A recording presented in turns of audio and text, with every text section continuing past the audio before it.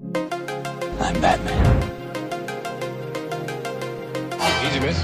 I've got you. You've got me! Who's got you? Mr. McGee, don't make me angry. You wouldn't like me when I'm angry. I'm a doctor. But probably not the one you expect. I'm Captain Kirk.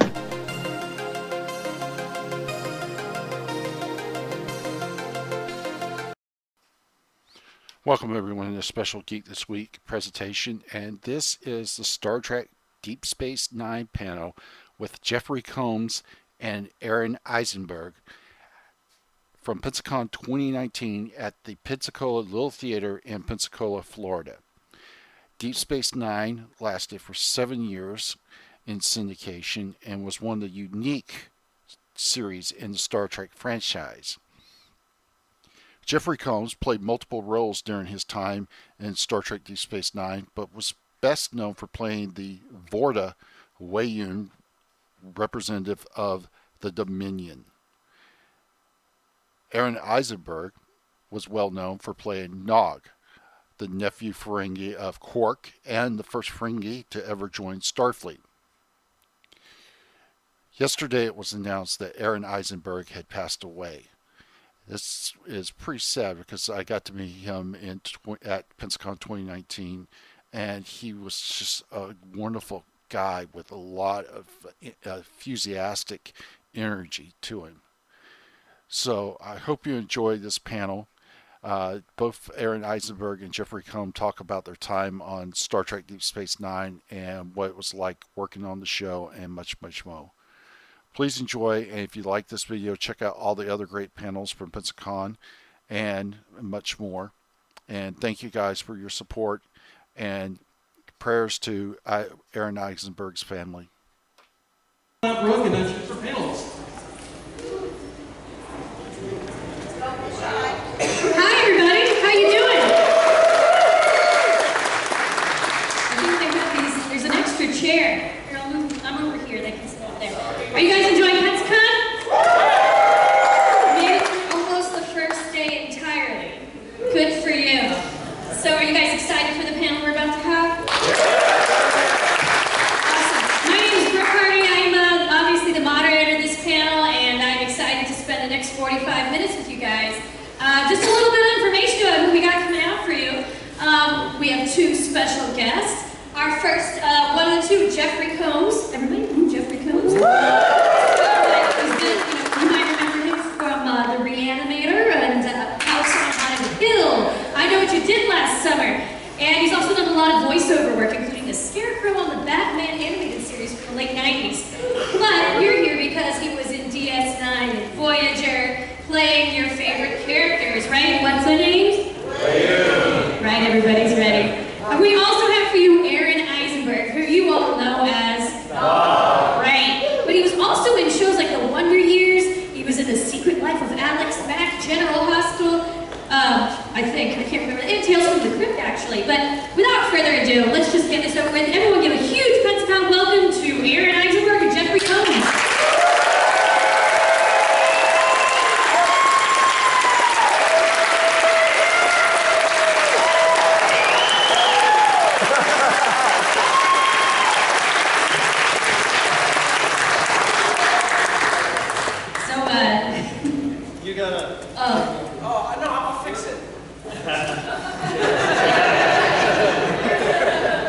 Very good. So, I don't think they see me. There you go. Hi, I'm Brooke. That's a little high. Oh, I'm going to do what you did. Yeah, I know. We're both working with the same stuff here. Except Almost. Just a little different. So you have hair, I don't. Yeah. How's everybody? You have a pin on your jacket, I don't. I'm sorry, Joe. Welcome. Hey, you all made the long trek over here. It wasn't a pun, I promise. It was a good one, but it was unintentional. Me, Trek. Oh, yeah. he's not mute after all. I'm what? Mute. I'm a mute? Never mind. Inside joke. I'm okay with holding it, though. I'd like to accept this on behalf of the Academy. Prepping for Sunday. Do they ever talk into their statues? No, but they should. They should, right? Thanks. All right, so. Thank you for fixing that for me, Johnny. You're a very wonderful man. So just to let you guys know, we're actually going to also be taking questions from the audience. There should be a microphone out there, so if anybody from Pensacon staff would like to get a microphone out here for questions, that would be great. But no purple shirts. You're not allowed in here if you're wearing a purple If you shirt. don't have one, we do. Why are you touching that other mic? Leave it alone. Yeah. So just so Just you know, like once we Bronx. get the mic going, there will be It's dead, Jim. So she corrected you. Dead, Jim. It was much better earlier today. Okay, go ahead. I'm sorry. No, I love this. Everyone excited? Are you enjoying this? Yeah. There's our microphone. You sound like, really? You're enjoying this? Are you? I am. Curious, are there any Star Trek fans in here? This should just be the Star Trek house for this con. And we could be here all weekend. So, the chaplain, I got a few things. Yeah, we'll do this tomorrow. In here, No, in the other theater. the big, He gets the bigger one. Yeah, it's the big He one. needs a bigger one. that makes sense. So for those of you who don't know, the microphone over there is for your questions. So if you have any questions, Right there. feel free to line up and we'll get at it. But before we go there, we love your characters from the Star Trek series, Right? You're struggling. I'm good. He's not. Okay. Sorry, Brooke. No, I'm sorry, Brooke. no. Thank you. Thank you. I did. Thank you. She loves your character from the Star Trek universe. Actually, I'm a fan of yours. Oh, you're so kind. You're so I kind. remember not. Good night. Now, Weyoun is adorable too, like a cute little puppy. Wait, who was the puppy? Weyoun. Oh, wait. Which one? Hey, do number 4. Go. They're all the same. Oh. I got a little excited about their Well, own it sounds like you guys have a lot of questions already, so I'm just going to go ahead and go to the mic. I love it. Hi, first of all, Deep Space Nine is and always will be my favorite Star Trek series. Yes. Do you like Discovery? Oh, yes, I'm in love with Discovery right now. I do too. I'm a fan. The reason I brought that up, only to cut you off right there, is the 2 writers, Erica and Bowie. Yeah, I think I'm saying her name right. They were huge DS9 fans, and they put a lot of that into Discovery, but they never watched Voyager. I did not say that out loud. Okay, go ahead. Okay, my first question is, would you like to revisit the character of Nog, like seeing him as a captain or maybe a general, or? Okay, just make sure you use that money I spent you wisely. I gave you, not spent you. I gave to you, yes. Was that one question, or did you have one right after that? I have another question Oh, for Jeff? Yeah. What's his name? Please, come on. Go ahead. So, do you have want a resume that's longer than me. Yeah. Okay? So you do have you- a lot of wonderful, please. do you want to be? Absolutely. 100%. I mean, one of the things that was really great about Nog that I got to go on that journey as well as the viewers was seeing somebody from youth, especially outside of the Federation, grow all the way up into being part of, and then given past ensign, through cadet to ensign to lieutenant junior grade, and then there's more after that I would love to revisit. That would be amazing to see that journey continue. Because how often in the world of Star Trek do we start off a show and they're already captain or commander moving to captain, but we never really see somebody's. Well, maybe there are, and I haven't watched enough of it to know, but see that real long journey through youth up to adult, especially for a Ferengi. So, and Nog had such a wonderful story and such a wonderful arc. I would just love to continue that journey. I really would. Did you start in the first season? I honestly don't know. Did you? Yeah, I was in the first episode. Wow.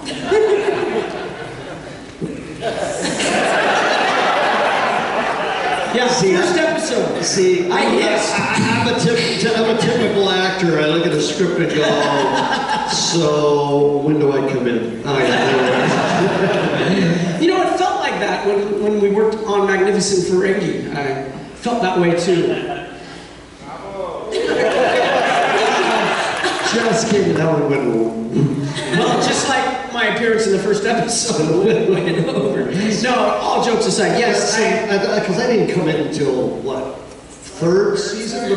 Third season? Did you do, oh, and not any other characters, but you worked on TNG, no? Never. Really? Never. I never even auditioned for anything for Next Generation, except the pilot. I didn't watch TNG. My agents called me and said they're doing a new Star Trek series, and you're gonna go in and audition for the second in command. And then I read the breakdown, which is like where they describe the character, and I went, I am not right for this. Why am I going in? Well, just go in, you'll meet people. No, it was like basically a cattle call. There were so many dudes there, and it was like a minute out of my life I wish I had back. It was so quick. Why? I mean, you had an audition for... It was not really an audition. As I recall, you didn't even go into another room. It was just kind of over in a corner of a big room. Are you sure you had an audition and you just weren't just there by yourself and picked up some sides? I was pretty drunk. I'm thinking maybe I'm missing something in this story. No, so the right guy got that part, the great Jonathan Frakes. But do you want me to like get behind him and you can push him over me when we see him? You want to do something like that? There's no competition. I'm with you. No, I got your back. I owe Jonathan. Not many people may know this, but my very first, I went in and auditioned for Deep Space Nine a couple of times and didn't get it. Really? And then I went in, the one that I did get, Jonathan Frakes was the director. And which one was that? Which character was that? Wonder. It was a guy named Tehran. Tehran. They never even gave the species a name. I wanted a hologram of Kira from Quark. And the Quark couldn't get it, and so I'm like wanting it. Do you still have it? I never. It's a joke, man. It's Roll with me. a fucking episode of series. Have some fun. You're just so serious. Yeah, I'm so serious. Anyway, Jonathan cast me, okay? I certainly had something to do with me getting in the door. He felt bad that he took the role you didn't really audition for. No, I'll tell you a story about that, though. Oh my God. I'll tell you a story about that. Bro, you gotta break this up. Knew Jonathan Frakes socially a little tiny bit. Like we had mutual friends. I remember going over to his house once, but for a thing. It wasn't even a party. But we didn't know each other all that much, but we were paired up on a movie audition. I had an audition for a movie called, and in fact, it was my first movie, and it was called Honky Tonk Freeway. But it was directed by the great John Schlesinger, who did Midnight Cowboy, among many other movies. And I get to the audition and they said, okay, we're gonna pair you up with you. And it was me and Jonathan Frakes, and you guys are gonna do an improv, then you're gonna break into a car. Okay? So we do the improv, and I get a call like a week later, and they cast me, but not in that role, in another role. Cut to 6, 7, 8 years later, and I'm auditioning, and I auditioned, do my thing for Deep Space Nine. Jonathan's directing it. Hey, Jonathan, how are you? I do my thing, I start to leave, and Jonathan goes, hey, Jeff, I got a question for you.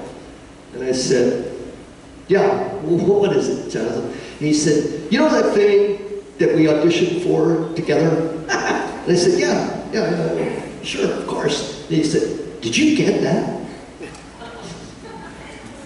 I mean, this is a guy who's like number one. He's Riker, he's on a... and yet he's an actor. Did you get that? And I said, yeah. It never leaves us. Never leaves us. Never leaves us. And I said, yeah, I did. And he went. I said, Jonathan, I think you're doing okay. I said the same thing to Tom Cruise when I saw him, after Top Gun. I asked him, So that's a long-ass answer to... I truly hope the Picard series gives me a phone call. That's all I'm saying. What was your favorite character to play in the Star Trek world? Because you played so many.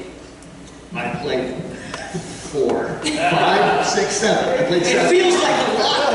And you're the only person that's ever played 2 characters in one episode. I know. That's how good he is. And can I point out I got paid twice? Okay! Yes.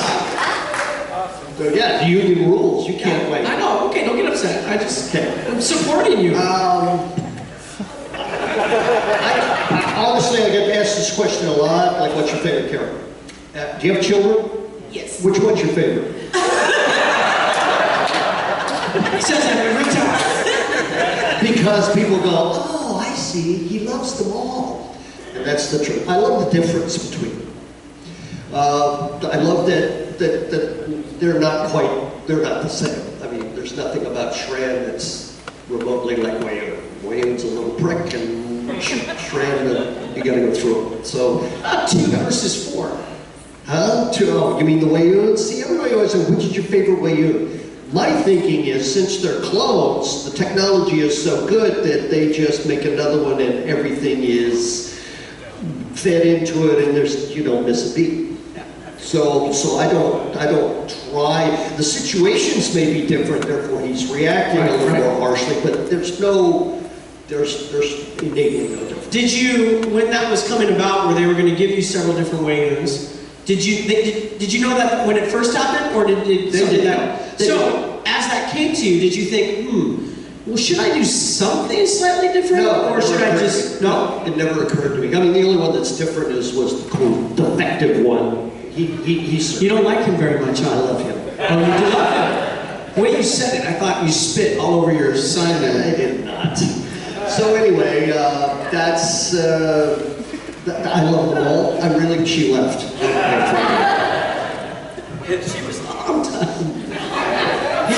They talk too much. Yes. Hi, yes, I had a question for Mr. Combs. You were talking about going into an audition earlier, drinking a little bit. I'm joking. Well, I'm holding on to that for a second. If you had to put a description on Andorian Ale, what would be your thought process on that? You mean, what did it taste like? Yeah. Well, I don't even remember. It was just kind of like, blue Gatorade, kind of. Blizzard Gatorade. It was just something like that, you know. The worst of that all was Casey Biggs, who played Damar, and he had to drink Canar. And Ira said to the prop department, Ira's the head writer, he said, I want Canar to have a different viscosity about it. I want it to be kind of viscosity. I want it to have a kind of a more of a syrupy quality about it. Thank you, Ira. So Casey would have to drink literally like corn syrup with, over and a take 4, and he was like, enough of that shit, that was hell for him. But Andorian Ale, it was palatable, it was okay. Not that it didn't destroy me at all, I didn't think about it. Of course. Well, it did a little, I think. Well, I'm an Andorian, and you go with it, so. Thank you. Thanks. Hello, Mr. Eisenberg and Mr. Combs. Hello. Hi.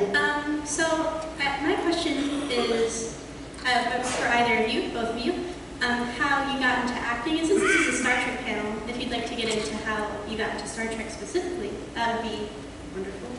Sure. So for acting, believe it or not, I know this is very hard to believe, but when I was 17, I looked 11. I know it's a shock. But to be honest, it's very kind of, it's actually kind of comical looking back on my life. When I was a kid, I thought I'd never be an actor because I felt they were terrible parents. They're never around for their kids. There was no way I was going to be an actor. Because my dad was a lawyer, so I didn't want to be a lawyer either because he wasn't around as much as I wanted him to be in my life. So I didn't want to be a lawyer and I didn't want to be an actor. So I ended up becoming an actor because when I had my transplant when I was 16, at that time, someone said to me, this was actually before my transplant, and that was 17. I had a kidney transplant, if you did not know that, when I was 17 years old. Somebody said to me, wow, you look so young. You should get into acting. I go, no, I'm not interested. No, you can make a lot of money. I go, well, maybe I'll do it on the side to make some extra money. Little did I know how hard it can really be, but that's beside the point. And I thought, oh, okay, I'll do it. And so I started taking some classes, and to be honest, I fell in love with it. I knew through that process that's exactly what I wanted to do. I knew there wasn't anything else I really wanted to do, and that was going to be it. So after high school, I started going to college, and I was pursuing acting. At the end of high school, when you can sign yourself out, I started getting into extra work, and I literally just found my way and got an agent, got a manager, started working, started auditioning. One thing led to another. Had different jobs.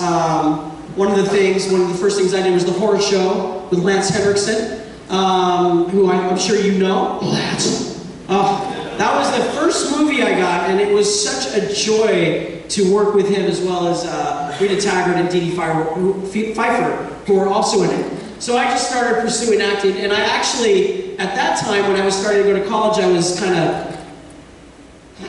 splitting my time between trying to succeed in college and trying to succeed in acting. And so I made a decision, which doesn't fit for everybody, but it fit for me. I decided to pull out of school and put everything I have into acting because I didn't know where I was going to be in another 4 years with my kidney transplant. And I thought, I better go for it now because I may never have this opportunity again. I may never look as young as I do, and that was really my foot in the door. I don't think my skills were as good as I thought they were at the time, but I think I had the confidence that got me through that. And the confidence to persevere despite whatever challenges might come about in that process. Fast forward to Star Trek, it was an audition. That's all it was. I got called, I went in, and I'll finish up here so I don't take too long. And the casting director, Ron Surma, says, do you know what a Ferengi is? And I go, I have no idea. I didn't watch TNG. I did watch the original series with my dad, but not TNG. And so he gives me a tape, a VHS tape, of The Last Outpost. Oh, everybody's favorite Ferengi episode. I still want my damn whip. Sorry for cursing. Thank you. I want to know what happened to those whips, because those were cool. There should have been a scene where Jay comes in, I'm like, so, oh, what is that? Nothing. Put it away, never seen again. So I watched that, and that's really what I based Nog off of. So I really based it off of Armin, who joins DS9 to do everything opposite of what he did on The Last Outpost. So it's kind of funny how he changes his performance from The Last Outpost, and I try to emulate that and then build Nog from that. And that's where it all started for me. Plus, they didn't have to do makeup on me. No, they did not have to do makeup on me. As a matter of fact, at that time, I looked exactly like Nog. But with the first year's couple of checks, I was able to fix it once the show ended. And now, I almost look as good as Jeff.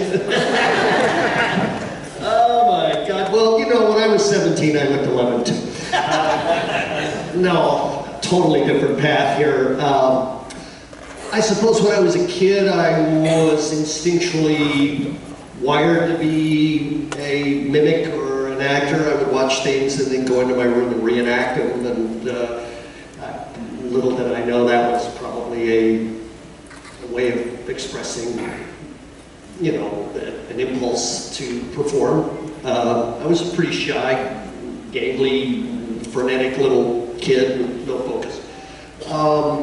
I took a drama class in 11th grade for an easy A and to meet girls. And you get both? No. Oh. I got an A.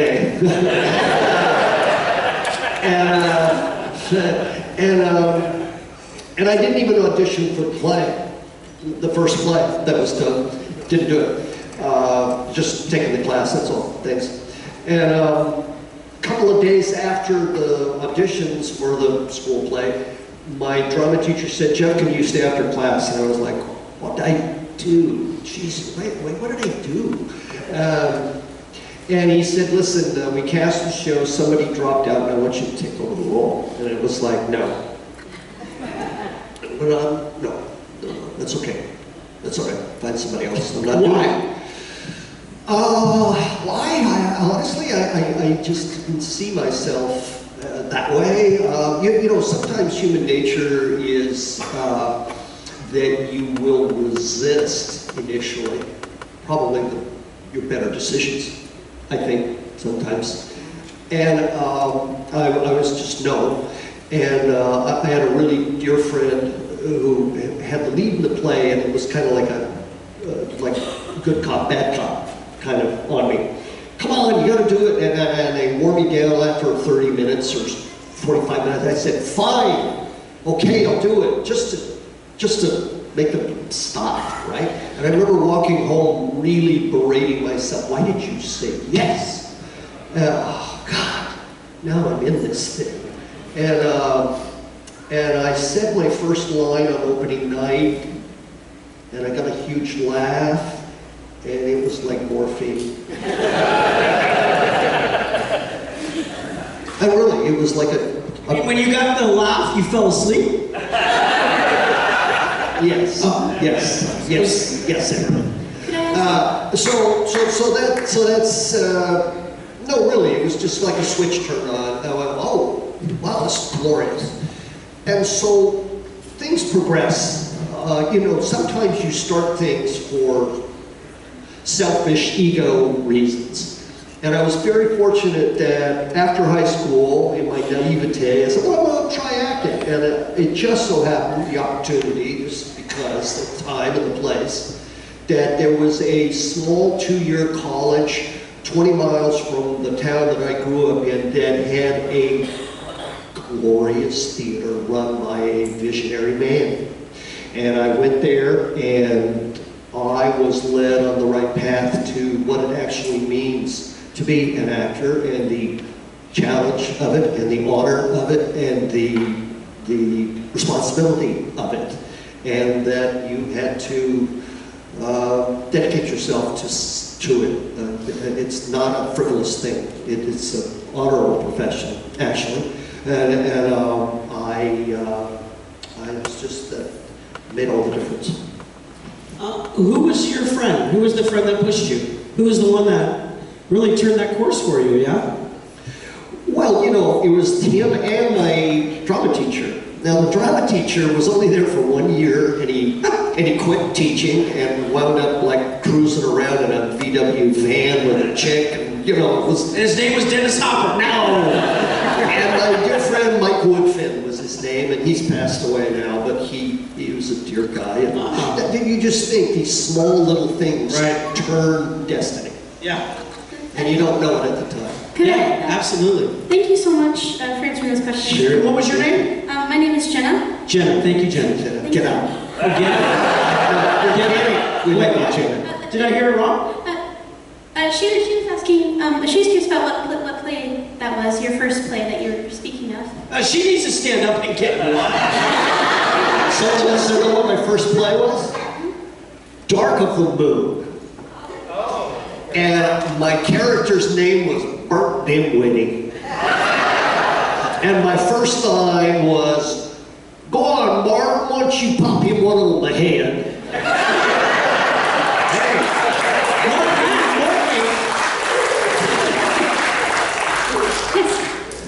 There you go. First of all, is this thing on? Yes, we can hear you. First of all, I'd like to welcome both of you to the city of Pensacola. Can we give these both a round of applause, please? Thank you. To Aron Eisenberg, Yes, sir. Did you feel that when you were filming? Did you feel that Deep Space Nine was much more darker than the other two seasons? Than the other seasons? Than the other shows? You mean like TNG and the original series? Yes. You know what? I'll be honest. I didn't think about it at all. Actually, I asked Sirach this. We do a podcast show, Sirach and I actually asked him the same question. Similar. Well, maybe not exactly the same, but similar. Like, did you realize the type of show we were doing and the questions we were going to be asking and the stories we were going to explore and the impact of that? Did he understand that at that time? And because I didn't either. And he said no, neither of us realized that. I'm sorry. Oh no, it's okay. It's kind of as if Debris pointed out in his review, the best of both worlds. The Federation would become much more militant, and it would later on be shown in Deep Space Nine. Yes. This would be the end result of it. Yeah. Yeah, I didn't. I'll be honest, I didn't. I don't know if I'm as similar, when I did the show, I really only saw the episodes that I was in. Not watching, I meant the scripts that I received. I wasn't a regular on the show, so I wasn't in every episode. So the only time I really got a script was when I got hired to do a particular show. So I only saw the show from really Nog's point of view for the 7 years. I didn't see it through all the other stuff we were going through. Even though we went through the war and stuff, I still saw it through Nog's eyes. So I didn't think of it as being darker or not dark compared to the other shows. Because one, I didn't watch TNG, and I did watch the original series when I was a kid. But also through my journey through Nog, I saw it in a much different way. I saw a young Ferengi chasing his dreams, going after what he wanted, especially when it got into that. Before that, I saw it as Huckleberry Finn and Tom Sawyer. And then I was working and doing what I set out to do. What's that? Interesting perspective. Yeah. Huckleberry Finn and Tom Sawyer. I'm not sure which one is which, though. Not anymore. You know, Jake, it's a little mischievous, let me tell you. I started to rewatch. I hadn't watched. Have you ever watched our show all the way through? DS9? You mean from the beginning to the end? That's usually what all the way through means.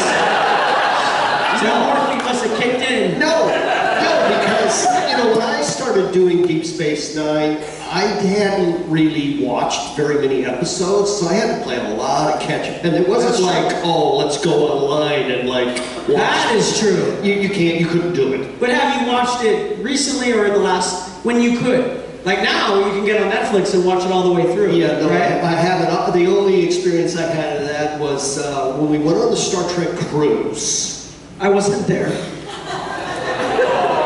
When I went on the Star Trek,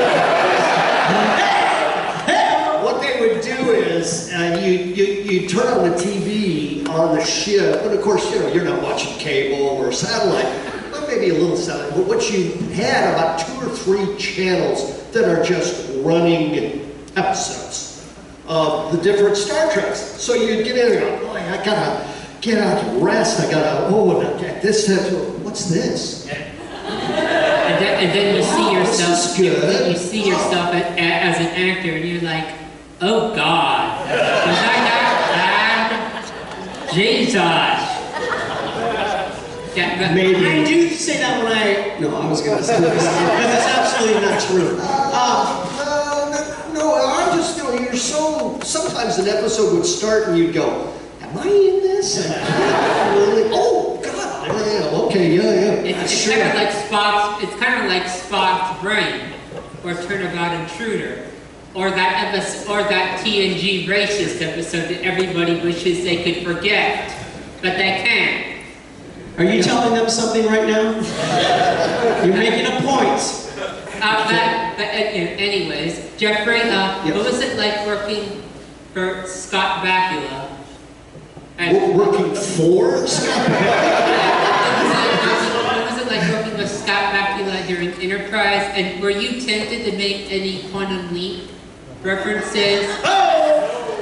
That thing, Captain Beckett? Let me tell you something about Scott Bakula. What you see is exactly what you get. And that guy, as a cop, Scott's great.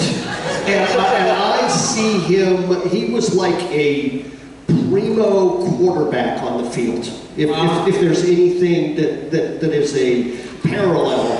I mean, you have writers and you have the producers, but when you've got a lead actor who is a consummate professional and always prepared and always with the right tone and knew, I mean, just say this, at the end of a very long day, and they would say, Scott, you're out. He'd go, wait. You have coverage on his close-up, right? So I'm standing here. You're not wrapping me, because I'm standing here to be off camera for that. It sounds like William Shatner. It does. So Does anybody know what that means to be off camera for somebody? Well, do you guys know what that means? Okay, when you shoot something, they shoot it this way, they shoot it that way, and so in order to save money, they will wrap an actor to go home so they're off the clock, and the other actor is going, but who am I going to talk to, a piece of tape? Again, it sounds like William Shatner, because he always directed the camera at him, according to George Takei's autobiography. Well, you don't understand what I'm saying. When they turned the camera around, Scott was always there. And the other thing that Scott would do is when he was finally wrapped, he would walk around to every single crew member, shake their hand and say, thanks for today's work, see you tomorrow. Leadership. Thanks Leadership. a leader on the field. So when push came to shove for Scott to need an extra take or he needed something, what do you think that crew would do? They would be there for him. Absolutely. Yeah. So he was tremendous that way. Wow, yeah. Thank you so much for the question. Thank you. What was your name? Your name? His name is William Cox. Thank you, William. Thank you, William. We have a couple more people? Yeah. We have about 10 more minutes, so if you have any questions, we'll try to go through the next few so we can get your questions in. Jeff, Aaron, I got one for each of you.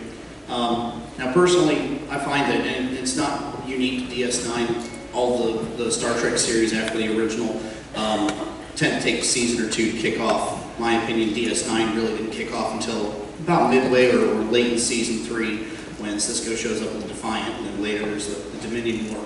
And that's about when I showed up too. Yeah. Well, actually, both of my question and statement are going to apply to the Dominion War era of the later half of the series. Jeff, given you do play several different characters, but Weyoun is probably who you're most well known for in DS9. I know him as Brunt. There was Brunt too. And Liquidator. whatever you say. I hate to say it quite like this, but every time I even think of Weyoun, it's the only way that he comes across. Weyoun's kind of a smarmy little shit. How did you make yourself get into character for Weyoun? Well, by the seat of my pants, honestly.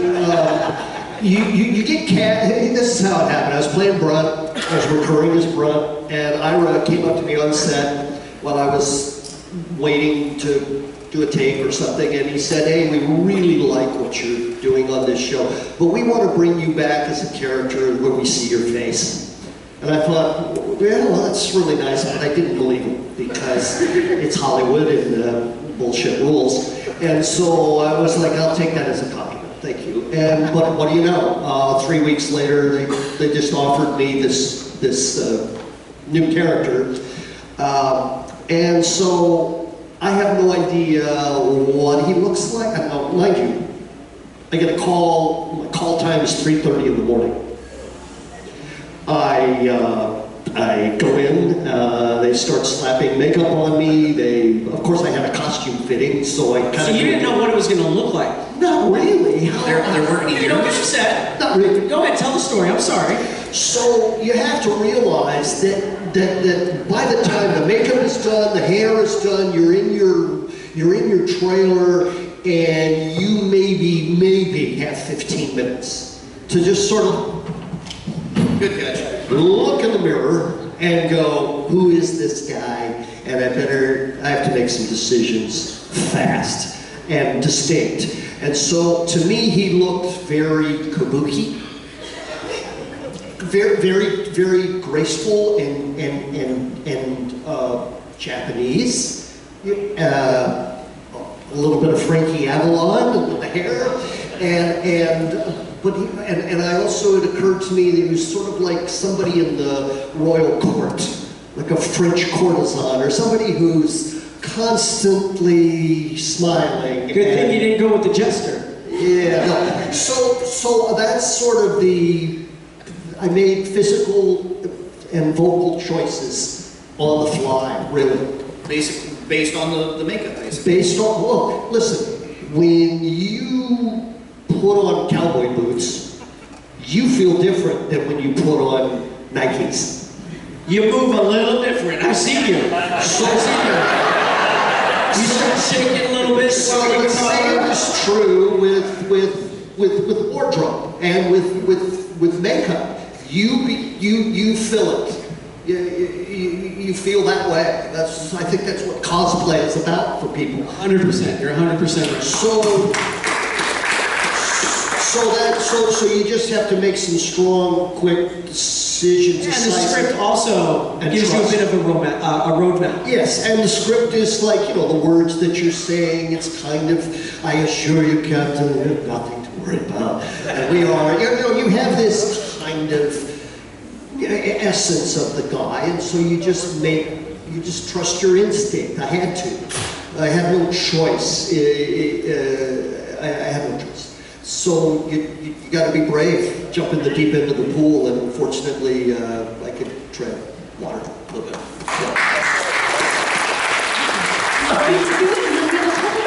If you wouldn't mind, we could. Yeah. Aaron, with yours, what I have for you is that, the episode's only a paper moon. It's after Nog loses his leg. Yes. I'm an 8-year Army vet. I know a lot of people, a lot of guys that I knew, served with, that end up amputees, messed up, whatever, PTSD. The latter I've got to touch up myself. But the portrayal of Nog trying to work through everything, not just the physical loss of his leg, but the psychological trauma, and hiding in the holosuite, etc.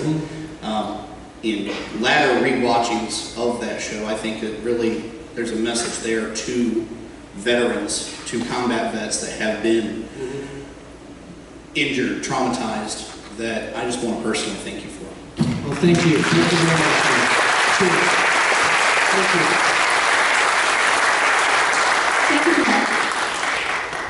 I'm Mr. Combs. A movie I like is Castle Freak. And if you have any fun stories about making that movie? Fun stories. Fun stories. Well, no, that's a tough one. We have 5 minutes. Yeah, that was a tough one to make. Shot in Italy in a castle sounds really romantic, but not really. I mean, it was nice to be. My memories are being in Italy and a small village in Italy with a castle and shooting a movie. But psychologically, it was really a hard movie to make. Just being in a dark place like that. But it was very challenging, but fun, not so much. Sorry. Okay, thanks. Hello there, this question is for Mr. Combs. Okay. As someone with a fair experience of both stage, screen, and voiceover acting, how do you find that the techniques of, say, stage and screen translate into voiceover work? Or do you kind of have to check them at the door, so to speak? I was talking to someone earlier today about voiceover acting. It's like, it kind of found me. I didn't find it. I didn't have a voiceover agent, because you kind of have to have a voiceover agent, someone who's doing just that, and I didn't know that. I was just had a theatrical. People would call my theatrical agent and go, hey, would you like to? So that's sort of how it began for me, and I've met some great voiceover actors, and they say to me, I don't know how you get in front of the camera and do what you do. And I'm going, are you kidding me? because you have such a facility. So I would say one informs the other. You know, if you have done stage and you have done film work, and then you come in to do voice stuff, some of your tools are not there anymore. The costume's not there, the rehearsal isn't really there, visual things aren't there, there's, you know, no props, there's nothing. There's nothing to really connect to. Nothing to connect to. And the mistake that often people make in voiceover is they just fall in love with their own voice. And I always try to sort of find the situation, the emotional connection, the reality, and all I got is my voice, but everything else should just be kind of there anyway in my imagination. So that's sort of the way I approach voiceover acting. I am not one of those guys who has a bunch of voices. There are some guys that go in there and they'll do 4 voices and you would not know it. And Jimmy do it. I can't do that. I'm not that guy. But I can bring some of my experience to the issue. Yeah. Thank you. We have time for one more question. So. Hey Brooke, how you doing? Hi Jeff, I'm well. Hey guys. You guys, I've enjoyed the heck out of this panel. And you guys seem like what are you doing tonight? Because I would love to hang out with you. We got gallery night going, big street party tonight. Civil Quarter's got dueling pianos, bars, and bands, and love to hang out and have a good time. And then tomorrow I would be dead. As long as you don't do a Michael Rooker, you'll be fine. I'm going to the Waffle House. That's tomorrow morning before you start again. I know there's an improv thing tonight that I was. I'm actually part of that.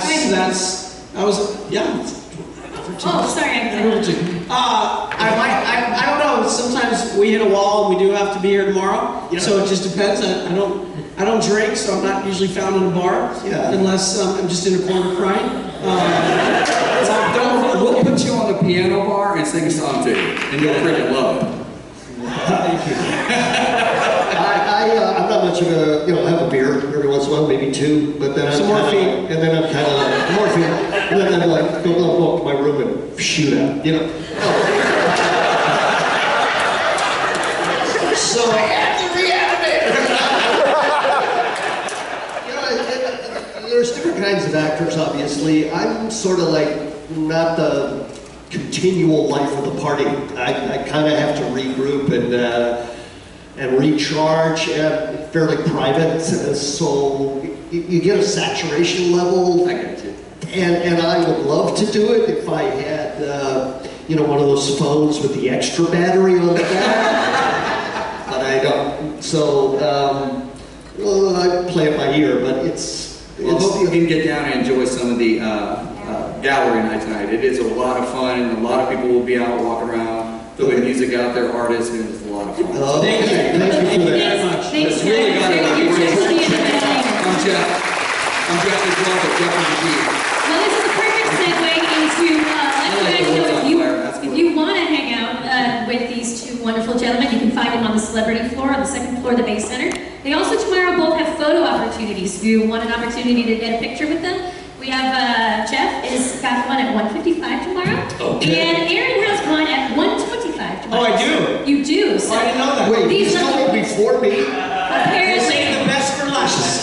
So, they save the best for last. Relax. Sit back down. Sit back down. I don't want to sit back down. She's not done though. Brooke's not done.